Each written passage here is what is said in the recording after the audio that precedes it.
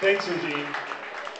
Our next presenters did not do their homework. Carrie Gault and Will Allen. Come on up. If you came to PK1, you saw Carrie talk about her happy box. And yeah, she might even show you her happy box if you ask her nicely. Will is your former student. Will, have you seen the happy box? I have no earthly idea. Carrie Gault, Will Allen, a happy box moment, everybody.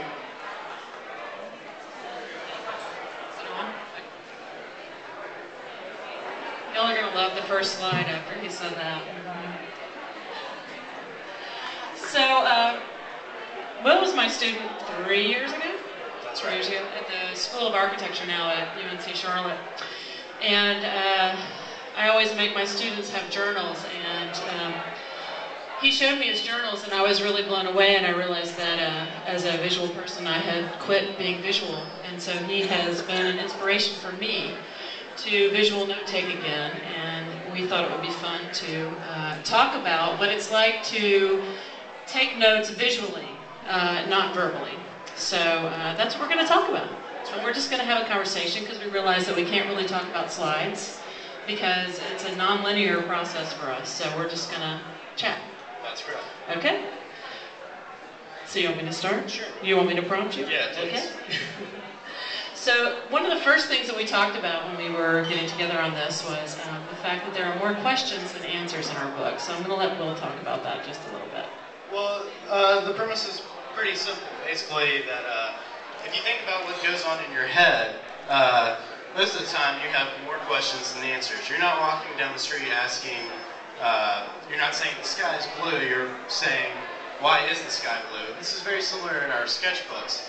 You're proposing either a visual problem that needs answering, and sometimes it's more just a personal question. However, you're not always finding a direct answer in your sketchbook.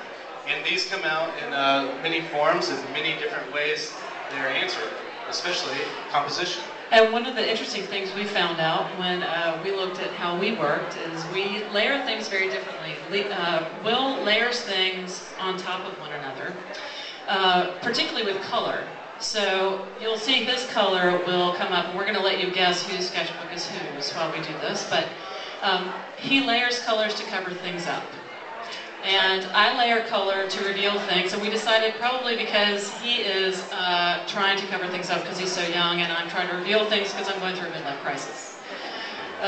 So that's one of the ways that we look at things. And the other thing is he really looks at the book as a page layout, as a composition, and for me, it's a much more kind of a non-linear, free-form event. But it's not always a question or anything that always makes its way into the book. A lot of the times there's outside things that are able to make their way into the book, right? Like, for example, if you're on vacation or if you're with a loved one. I mean, those things always tend to make their ways into your sketchbook. He apparently on this one was covering up a lot. That's right. That's a lot of acrylic paint. One of the other interesting things that we realized when we sort of flipped through each other's books was that we have a lot of symbolism. And for me, wow, that was a good point, wasn't it? We have a lot of symbolism, and for me, one of my symbols is a mark that you'll see come up that's a picture of me a lot, that I actually have to physically remember where I have ear piercings to do it correctly.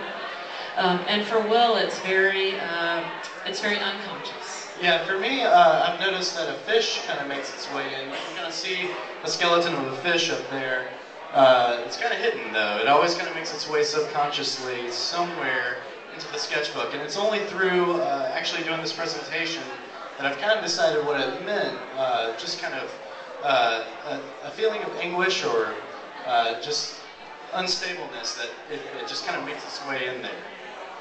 But you also have another symbol that's really important in terms of your age and where you are with all of this. Yeah, a lot of times you'll see the human figure alone. It doesn't make much sense, but you'll see a crowd of people that I've kind of determined are more a representation of my peers, especially at the time of the sketchbook.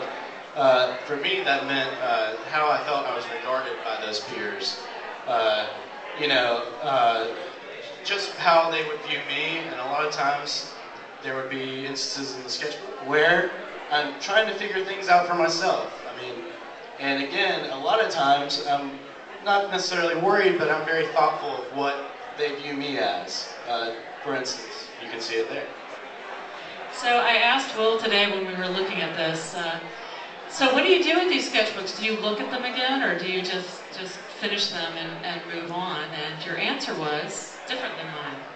That's right. I tend to store mine in a locked up box, and it wasn't until probably a couple days ago that I looked at it for the first time. However, I think, again, Carrie kind of views hers as, you know, as art. It's a whole.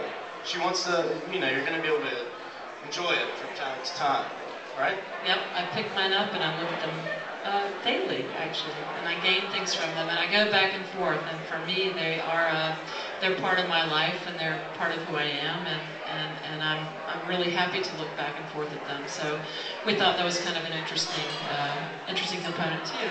I also don't look at it as a book. I look at it as a composition. And I was very fascinated at Will's ability to kind of see page by page by page.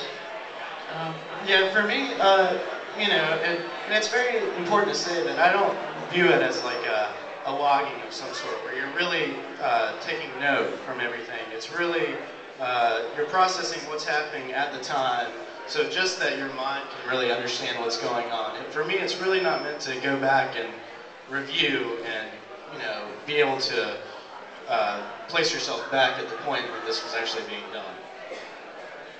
And so our question, I guess, and our question we leave with you is, for all you other visual people there, you know, do you think in symbols, and do you think in ideas, and do you think in pictures, and serendipity, and future, and non-linearly? And thank you very much for giving me the opportunity to get into his brain. It was fun.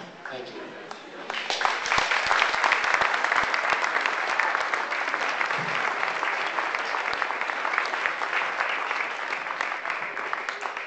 Thank you. That's Carrie Gault and Will Allen.